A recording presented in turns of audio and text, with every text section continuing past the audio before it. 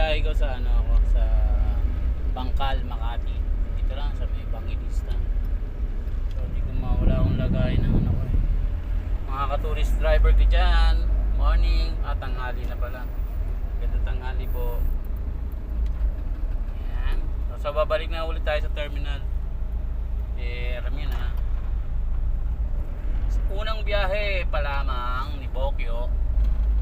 Mga ka-tourist yan. Hindi ko alam kung saan ko lalagay itong phone ko eh. Kasi walang hand. Ibang pala yung unit ng dinala ko. Diesel, Isuzu. Yung pala mga ka-tourist. Yan. Medyo malikot ang camera kasi wala akong ano. Yan po. Sige, mamaya ako kita-kita ulit tayo.